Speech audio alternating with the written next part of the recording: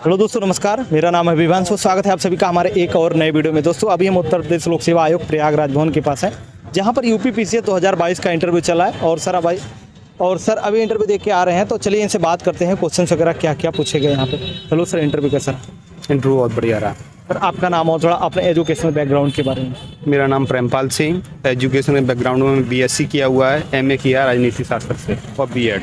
PCS की तैयारी sir कब से कर रहे हैं? 2018 से। 2018। जी। तो ये पीसीएस का आपका कौन सा अटेम्प्ट है और इंटरव्यू? चौथा मेंस और दूसरा इंटरव्यू। इसके पहले सिलेक्शन आपका कहीं पर हुआ है? पीसीएस के थ्रू तो नहीं हुआ, लेकिन मैं अभी बेसिक शिक्षा परिषद में सहायक अध्यापक के पद पर तैनात हूँ।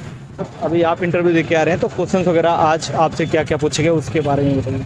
क्वेश्चन तो बेसिक शिक्षा परिषद से सारे पूछे गए थे। मिड डे मील के बारे में पूछा गया, और बच्चे स्कूल में आते हैं कि नहीं आते हैं, मिड डे मील को क्या चालू रखना चाहिए या बंद कर देना चाहिए, और यदि आप एसडीएम बनते हैं तो शिक्षा की गुणवत्ता के लिए क्या सुधार करना चाहेंगे आप।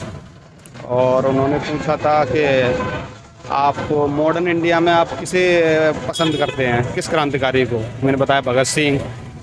अच्छा, भगत सिंह के साथ में 3 लोगों को फांसी दी गई थी, वो कौन कौन थे। चंद्रशेखर के बारे में आपकी क्या राय है। इस टाइप के क्वेश्चन पूछे गए थे। और इसके अलावा और भी कोई सिचुएशन क्वेश्चन या फिर यूपी से रिलेटेड? सिचुएशन से कोई नहीं पूछा गया। यूपी से यूपी से नहीं पूछा। करंट इशू से कोई? करंट से भी कोई नहीं पूछा गया। हाँ, मतलब आपका पूरा क्वेश्चन जो आपका बैकग्राउंड रहा उसी की। बिल्कुल बिल्कुल। हिंदी साहित्य तो उन्होंने यही नहीं पूछा कि ऑप्शनल क्या है आपका, तो उसमें कुछ नहीं पूछा उन्होंने। आपका ऑप्शनल हिंदी साहित्य? हाँ, हिंदी साहित्य था। तो केवल उन्होंने बेसिक से रिलेटेड ही एमडीएम पे ज़्यादा फोकस रहा था कि जब सरकार राशन फ्री में दे रही है तो एमडीएम को हम क्यों चालू रखें, उसे बंद कर देना चाहिए। उसी पे इधर उधर घूमते रहे और उन्होंने कुछ ज़्यादा नहीं। लगभग कितना टाइम तक आपका इंटरव्यू चला होगा? लगभग 15-20 मिनट तो चला ही होगा। और सर जैसे कि अभी फिल्म्स का एग्जाम आने वाला है, तो आपने अपनी फिल्म्स के लिए क्या स्ट्रेटजी रखी थी वो हमारे व्यूअर्स को बताइए, क्योंकि बहुत सारे छात्र हमारे साथ जुड़े हुए हैं जो कि 2023 का फिल्म्स का एग्जाम देने वाले हैं। प्रीलिम्स ये है कि घटना चक्र जो हमारा है उसे सबको पढ़ डाली है। अभी करंट अफेयर्स के लिए दृष्टि की मैगजीन आई जाएगी, वो पढ़ना है हमें, या घटना सार पढ़ सकते हैं। और अभी से एकदम थोड़ा थोड़ा रिवीजन करते रहेंगे, तब तक सब कुछ कवर हो ही जाएगा।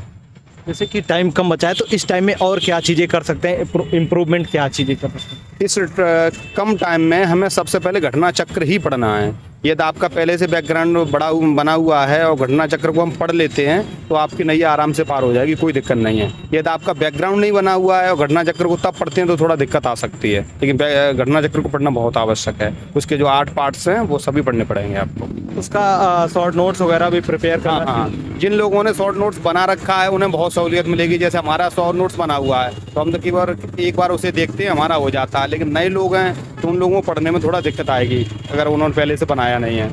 अगर वो कोशिश करें धीमे धीमे बना लें, क्योंकि बनाना तो पड़ेगा ये एग्ज़ाम देना है। तो शॉर्ट नोट्स बनाने के लिए फिल्म्स के लिए क्या क्या किन चीज़ों का ध्यान रखना चाहिए? उसमें एक तो घटना चक्र साथ में होनी चाहिए, प्लस उसकी जो बेसिक बुक्स है, जैसे मॉडर्न इंडिया हम पढ़ रहे हैं तो मॉडर्न इंडिया की बेसिक बुक्स प्लस घटना चक्र दोनों को हमें साथ लेकर के चलना है, तभी आपका नोट्स अच्छा बनेगा। यदि आप एक को लेकर के चलोगे तो आपको दिक्कत आएगी। बाद में आप जब पेपर में जाओगे तो सोचोगे हमारा क्वेश्चन फंसा ही नहीं, जब हम पूरा पढ़ के गए थे। तो दोनों को साथ लेकर के चलना है हमें।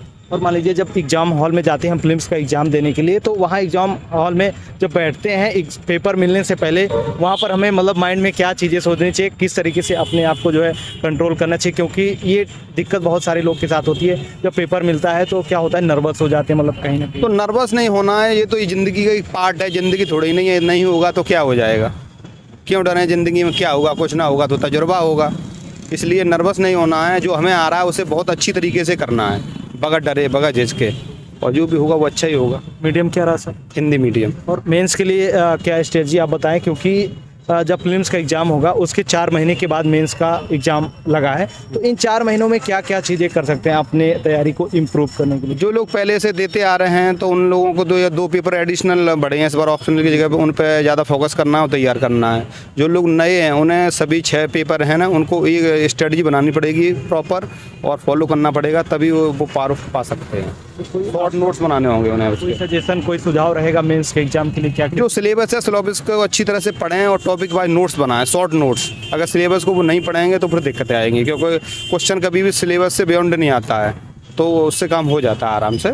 और इंटरव्यू के लिए क्या आपने कहीं पर गाइडेंस वगैरह लिया था? क्योंकि बहुत सारे लोग क्या होता है जब इंटरव्यू देने जाते हैं तो सोचते हैं कि अंदर में कैसा माहौल रहेगा, किस तरीके से रहेगा, तो आपने उसके लिए कहीं पर गाइडेंस लिया था? इंटरव्यू इस बार तो नहीं मॉक दिया, पिछली बार दिया था। तो यहाँ के जो इंटरव्यू में और मॉक बाहर में बहुत अंतर है। यहाँ पे एकदम सहज माहौल है, कोई डराने वाला नहीं है। जबकि मॉक हम देते हैं तो उसमें इतना वो डिमोरलाइज कर देते हैं कि आपको ऐसा लगेगा हमें कुछ आता ही नहीं है। लेकिन यहाँ का माहौल बहुत बढ़िया है।